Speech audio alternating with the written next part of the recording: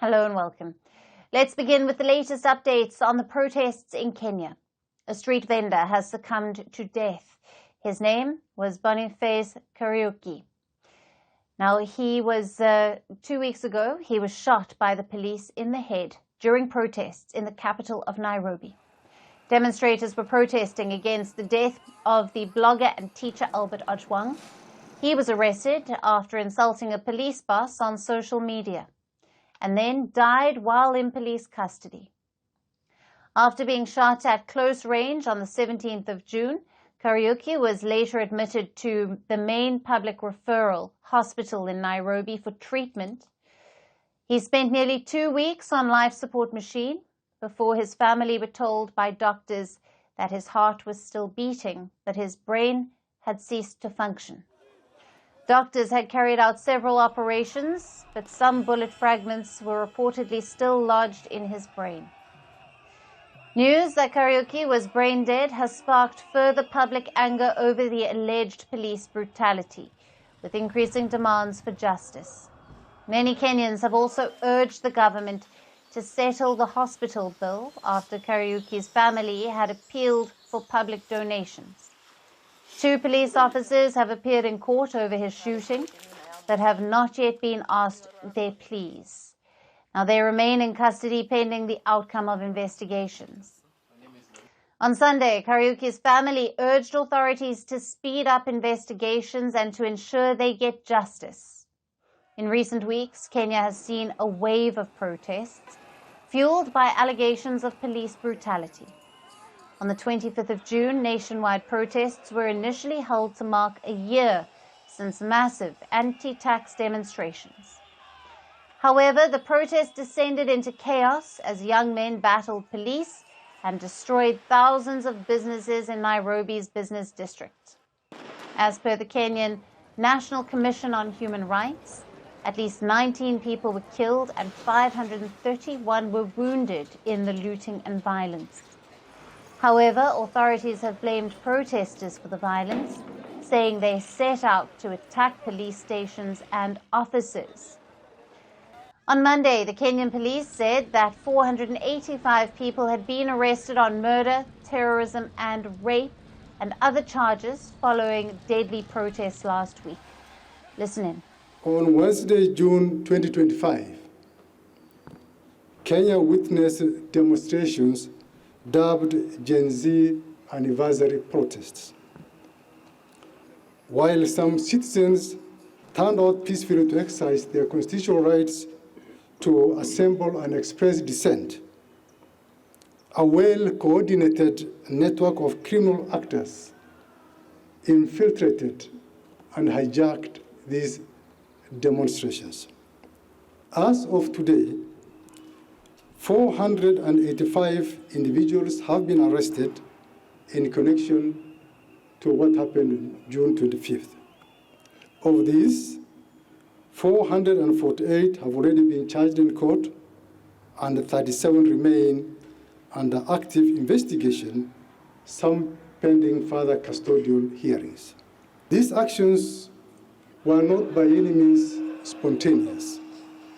They were orchestrated, and we are actively pursuing the key planners, the mobilizers, the financiers, and the facilitators behind this scheme, and they will be brought to justice very soon. As per the Kenyan police, at least 11 police officers were seriously injured during the protests, and some even sustained life-threatening wounds. Kenya's Interior Minister, Kipchumba Murkomen, has described the last week's protests as terrorism disguised as dissent. He even urged officers to shoot on sight civilians who attacked police stations, sparking further criticism from lawyers and rights groups. Now, anger over the state of the economy and police brutality has sparked numerous protests since President William Ruto took power in 2022. And today, the condition is no better. In fact, it has gotten worse. Now it remains to be seen, how will the Ruto government reinstate stability and peace in a country where violent protests and bloodshed has become the new normal. Now, for more on this, we have with us Alyson Mbosa, Litigation Counsel of Katiba Institute, live from Nairobi, Kenya. Thank you for being with us. Thank you so much for having me. Let me jump straight into the questions. What do we know so far about the circumstances surrounding the street vendor's death during these recent protests? And has there been any official response or investigation launched by authorities? Well, for what we know about Boniface Kariuki is that he was selling masks on the street. This was on 17th, and there were protests happening regarding another young man who had just also died in custody of the police. And so what we noted was that a policeman, and this was recorded, shot him right before us, because this was recorded. It was lucky that it was recorded. And so what official response we've received is that we know that the Inspector General of Police has given a statement, and had given a statement actually just immediately, almost immediately after the incident, saying that the officer had been interdicted, and that the legal process applicable would follow. We are still observing and watching to see how this case goes, but we are pushing for personal culpability and actually accountability for the officers who are involved in the incident. We know that there were 2 officers, and we hope that the responsibilities And Alyson, how does this incident fit into the broader pattern of alleged police brutality in Kenya, especially during public demonstrations in recent years? Since 2023, we have witnessed just increased policing of protest and crackdown on protest and the right to protest.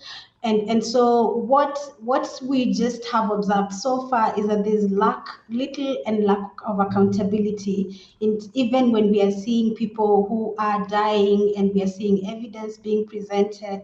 There's really very little being done in terms of accountability, and of course it's creating a lot of angst amongst various groups, including members of the public, to see that there's wanton use of force and use of firearms without any particular regulation and any particular responsibility and accountability. And so the position just for us is that we need to stop this crackdown on protest and at least deal with the underlying issues, and also follow up and make sure that we get accountability for any persons who have been involved.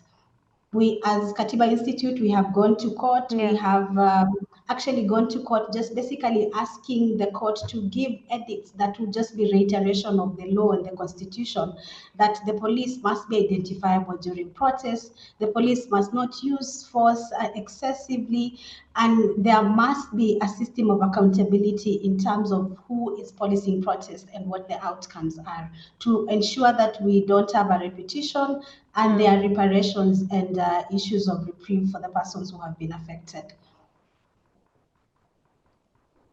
Yeah. Alyson, thank you very much for being with us on Firstpost Africa and for your valued insights on all the latest on the protests out of Kenya. Thank you so much. Firstpost now available in 9 languages on YouTube. English, at $36 trillion. French, Le FMI, comme German, Geschäftsführenden Direktor, Hindi, $30 trillion ka karj mo. Indonesian, Pemerintah tanpa pemeriksaan. Italian, Sekali radikali. Japanese, Yon teodoro idioma. Portuguese, Por causa do próprio balanço patrimonial. Spanish. Beautiful bill. Go to Settings, click on Audio Track and select a language of your choice. Be the first to know what's happening around you in your first language. Firstpost.